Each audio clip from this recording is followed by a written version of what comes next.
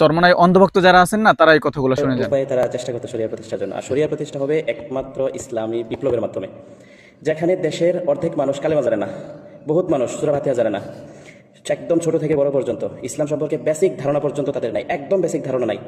ভাই তাদের কাছে শরিয়া কনসেপ্ট বুঝাতে পারছো তো শরিয়া প্রতিষ্ঠা করবা কি দিয়া? গণতান্ত্রিক পন্থায় জীবন তুমি শরিয়া প্রতিষ্ঠা করতে পারবা?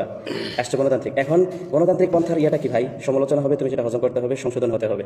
কারণ আমি সমালোচনা করি জাস্ট, ওয়াল্লাহি আমি আল্লাহর নামে শপথ করে বলছি, তাদের প্রতি আমার কোনো হিংসা নেই, বিদ্বেষ নেই।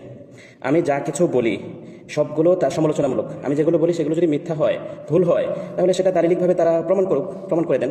আর যদি সঠিক হয় তাহলে আমাকে গালিগালাজ করে লাভটা কি? আমার পেছনে লাভ কি? আমাকে প্রাণনাশের হুমকি দেওয়ার এটার লাভটা কি? এটা কারণটা কি? আমি তো জুলাই যোদ্ধা, আলহামদুলিল্লাহ। কোনো রকমের এটা মানে এটার নিতে ফেসিলিটি আমি নিতে চাই না। আমি করেছি শুধুমাত্র আল্লাহর জন্য। আমি তো ওই সময় থেকে অ্যাক্টিভ অনলাইন।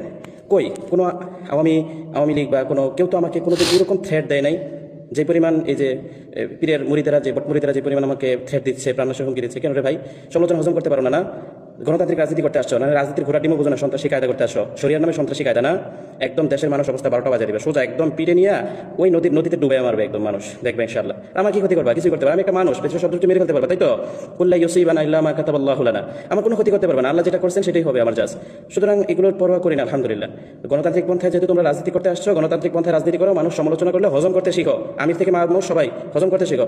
সমালোচনা যদি হজম করতে না পারো, রাজনীতি থেকে বিদায় নাও, যাও পিরানি ব্যবসা করো, তবুও মোটামুটি পেট চলবে।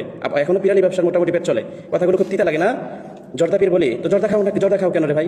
জর্দা খাও তো অন্তত সর্বসম্মত আকসার মানে কারণের মতো মাকরুহে তাহরিমি। তো মাকরুহে তাহরিমি কাজকে হালাল না হারাম? মাকরুহে তাহরিমি তো কবিরা গুনাহ। তো মাকরুহে তাহরিমি তোমার পীর বা যারা করে তো সংশোধন হয়ে গেলে তো হয়। জর্দা ছেড়ে দাও, জর্দার বিরুদ্ধে প্রকাশ্যে বলো, জর্দা খেয়ে ঠোঁটমুট লাল করে রাখে একদম, আবার এসে বলে তো জর্দা খাও না, প্রমাণ দাও যে আমি জর্দা খাই না, বাস শেষ, আমি আর সমালোচনা করবো না। আমার পিছনে লেগে শুধু লাভ নেই ভাই, নিজেরা সংশোধন হও, ভালো হয়ে যাও, সোজা কথায় সোজা পথে রাজনীতি করো, প্রকৃতপক্ষে তাওহীদের পতাকা ধরে একতাবদ্ধ হও, মানুষকে দ্বিধান্বিত করো না, দ্বিধা বিভক্ত করো না, সততা বিভক্ত করো না। যুগ যুগ ধরে তোমরা মানুষকে সততা বিভক্ত করেছো, সেই হাফিজ হুজুর রাহিমাহুল্লাহ থেকে নিয়ে আল্লামা জুনাইদ বাবুনগরী রাহিমাহুল্লাহ পর্যন্ত, কারণ নেতৃত্ব তোমরা মানতে পারো নাই। যুগে যুগে দেশের আলিম সমাজকে অবজ্ঞা করেছ, দেশের মানুষকে সততা বিভক্ত করেছ। এই কথা কি মিথ্যা? কারণ নেতৃত্ব তোমরা মানতে পেরেছ। তোমাদের কাজগুলি কি ছিল লীগের আমলে? শুধুমাত্র ওই বাইতুল মোকাররমের গেটে একটা ছোট করে মিছিল দিয়ে শেষ নাকি? এই তো তাদের আশ্রয় প্রশ্রয় তো বড় হইতা নাকি? তোমাদের মঞ্চে হাসান মাহমুদের মতো এরকম, এরপরে আসাদের মতো এরকম বদমাশগুলো তোমাদের মঞ্চের মধ্যে জায়গা পাইতো, তাদের তো তোমরা খুব তুলু করতা। তোমরা এগুলো স্বীকার করতে পারবে নাকি? কারণ নেতৃত্ব তোমরা মানছো আজ পর্যন্ত। এখন ওলামায়ে দেওবন্দকে তোমরা থামলিল বানো না? ভালো হয়ে যাও, একদম সোজা কথা বলো, ভালো হয়ে যাও। সমালোচনা করো, পারলে আমার সমালোচনা করো, শুধু মানুষের পিছনে আওয়ামী লীগের মতো সন্ত্রাসী কায়দা করো না। আওয়ামী লীগের তো মানুষ দেশ তারা করছে, তোমাদেরকে একদম পিছিয়ে ফেলবে ইনশাআল্লাহ।